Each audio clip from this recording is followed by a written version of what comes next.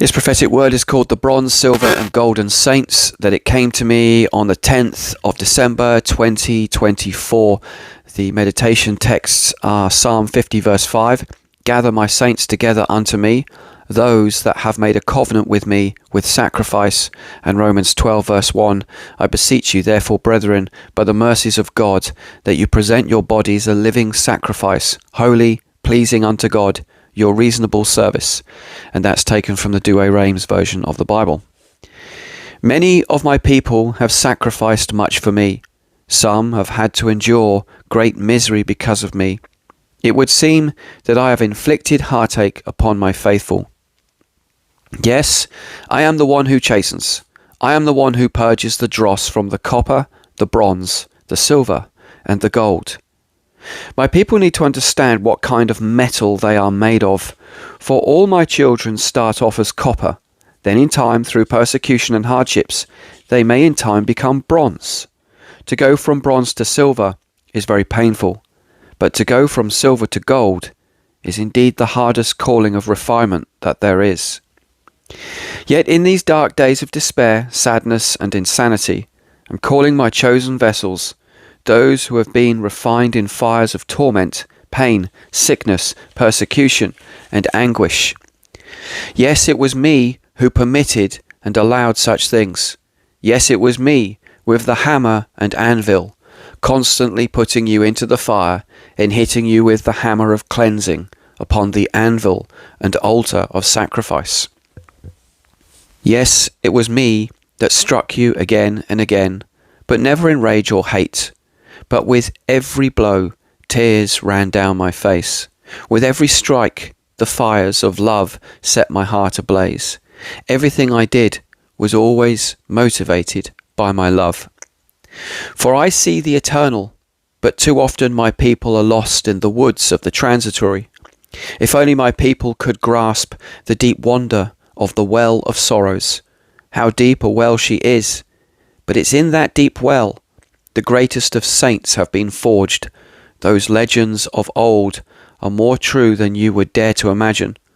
But now is the time for new heroes and saints to arise out of the well and out of the blacksmith of suffering and torment.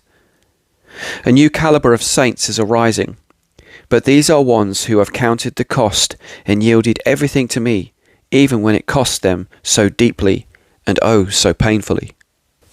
These saints will have a secret to the strength of their metal, for they have been forged on the very fires of affliction and suffering. Only those who have truly surrendered their lives to me are called to be the valiant knights to come. These knights will be both men and women, Joan of Arc's and St. George's, valiant, brave, fearless, and oh so powerful. These saints will lead my armies in the days ahead. But not all of them will be leaders. Some will choose to stay in the place of my presence and never leave my side by devoting their lives unto me through prayers and intercessions. Many Christians will inquire to the secret of the strength and calling, holiness and Holy Spirit power of these saints, but the answers which they give will unsettle the filthy malaise that has infected my church. Many will try to dissuade them that they are wrong to think that God would allow such suffering to his saints. Fie, fie unto my lazy church. Fie, fie unto you procrastinators. Fie, fie unto the speak louders and do nothing. Woe unto those who bring accusations against my chosen knights, my beloved, forged by the fire, saints. For you will never walk in their piety, holiness or power, for you would never allow me to bend you, let alone break you and reforge you. For copper you are, and copper you will remain. For in the days ahead, I will no longer use copper to lead my church. No, those days are now about to be forever closed. No, only the bronze, the silver, and the rarest of golds will lead my church in the days ahead. My chosen vessels will not be normal, for they will know the secrets of God and bear a wisdom that the church currently lacks.